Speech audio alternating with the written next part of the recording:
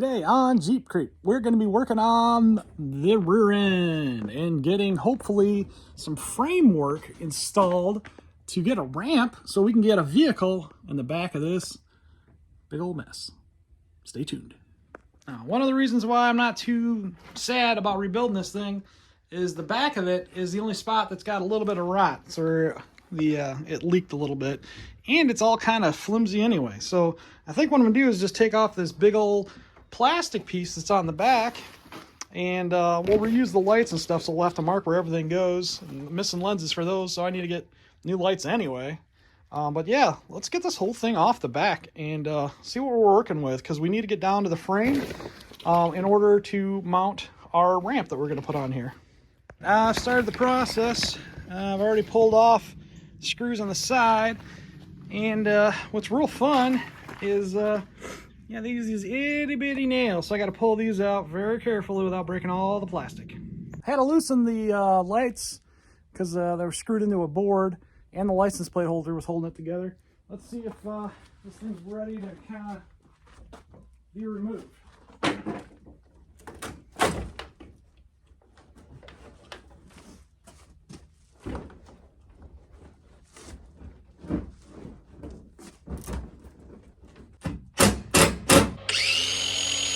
Well, there's something living in there. Got a bunch of walnuts.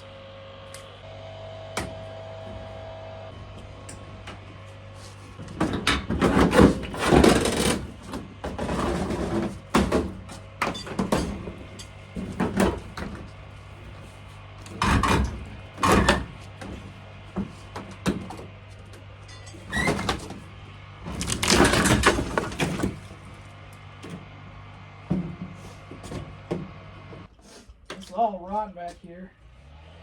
Bunch of staples, cut those down. This board back here is all rotten. Yeah, we're gonna redo this.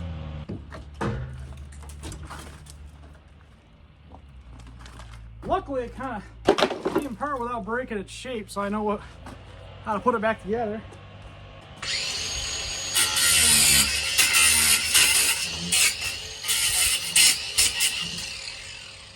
like that. Wall's flimsy, as you can see. So what we really want to get to, is the frame. So I can start building on that. So I'm going to outline this in 2x4s, I'm thinking. Like around here. The back part of this thing is not even structurally sound, really. It's kind of scary. It's just a piece of plastic and some light boards holding it together. It shows you how flimsy these camper trailers are built. I mean, they do that for weight reduction, so I can't be mad, but dang, dude. We're going to preserve our wire, and then we'll re-terminate it later. No big deal there.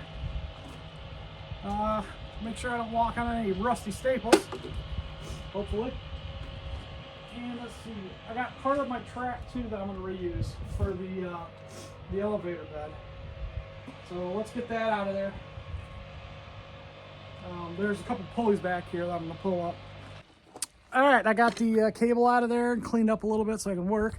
Now my idea is to use this aluminum ramp that I found with these big 10-inch heavy hinges, and I got to figure out a way to mount these. I got these from Harbor Freight, if you're wondering.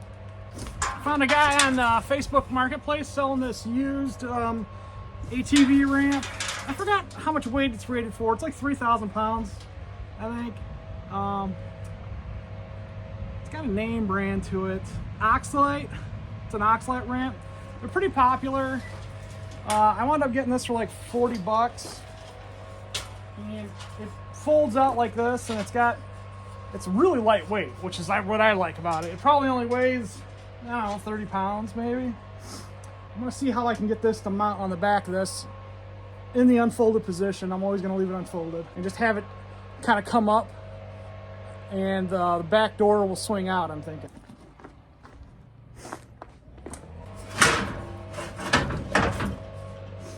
Well, let's find the center and mark that real quick. Right like that. I think I just get some smaller door hinges actually and just put them right here. By golly, I think that's what I'll do. And this has got a nice, super easy ramp. Man, that's gonna be sweet. Yeah, let's get some really heavy duty door hinges. I'm thinking maybe like, I don't know, 6. And some bolts. Off to the hardware store. All right, as you can see, I got my hinge put in. I had a bunch of these guys that were on there, so I had to cut these off. These were like the things that supported the weight. So now all the weight's gonna be on the hinge, unfortunately, and I need to reinforce this hinge so it doesn't buckle. So I'm just gonna use 2 of these, one on each side of that, and bolt it down real good. This went a little bit quicker than I thought. Each hinge is weighted to 150 pounds using 5/8 bolts, and I put this cross member in right here because you can see that this is a hinge in it, and I don't want it like tacoing, you know what I mean, when you put weight on it, and putting stress on the outer hinges. I don't know mechanical advantage that well, so each one of these hinges is good for 150 pounds. So I've got 450 pounds capacity on this right here. I don't know how to figure out the mechanical advantage. My Ace weighs about 900 pounds. What do you guys think? Do you think this is enough, or should I add more hinges? Because obviously when that half's on the ground and there's an angle, you can figure out mechanical advantage, and the amount of weight that's on the hinges is not as much as you would think. It's not the entire amount of weight, right? Because it's being displaced in the lever. But let's see it fold up. All right, yeah, this looks like a real junkyard over here. But you know, demolition. I'll get this cleaned up a little bit. Let's back this up a little bit so you can see what's going on. All right, let's flip this up, see what it looks like. So this is how this works, guys. Real simple. You lift it up, boom. And then there's gonna be a wall here, right, that I'm gonna have come up like this, swing up, and it'll be an overhang for this.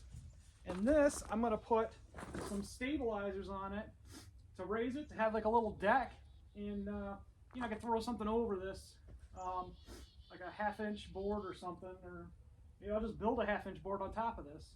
So it's more like a deck, you know, when it's down. But pretty cool, huh? I'm digging this. This is like pretty exciting. The hinges actually stop, I think. Actually, they don't stop, they go all the way. But yeah, that's what I got so far. And it's solid as hell. God, I'm loving this. This is so cool. All right, so something that did rot, oddly enough, is the door. It didn't have any kind of protection on the bottom of it, and you know, it just flaked all up. So I'm gonna get some wood, fill that in, and make it nice and strong again. This is so rotten, even the screws are just complete rust. So what I'm gonna do is just cut this back with my handy little oscillating saw and just fit that in place, and try to get as flush as possible, and I'll have a solid door frame again. All right, I got this all cut out nice and smooth, dug out that. So I'm gonna get my board here, cut to length, and then I'm gonna glue it in real good. So let's get that going. This is all just thin veneer on both sides with just very light boards. And then believe you me, I will rubberize this sucker when I'm done. When in doubt, Gorilla Glue, baby. The original formula. Took and I Gorilla Glued that real good. It's gonna stick real nice and not go anywhere. The gap's kind of wider than I wanted, but whatever. I might take and finish this and smooth it with wood epoxy or whatever. But I just want to make sure the door frame is nice and solid, which it is. All right, add it to the calculator, but these 4x8 sheets of 1/2-inch sanded plywood are 40.5 pounds. Boom. All right, before I put my front piece on, I bought a Select Pine. This is 2.5 wide and 1 inches deep, so it has a nice edge to it, and I had to smooth it a little bit because this is unfortunately at an angle a little bit and I need it flat, so I just you know, I trimmed it a little bit, and now my plyboard will screw into this instead of this plywood, because you know, You can't put a screw sideways in a plywood, it just won't hold. But yeah, that's looking pretty good.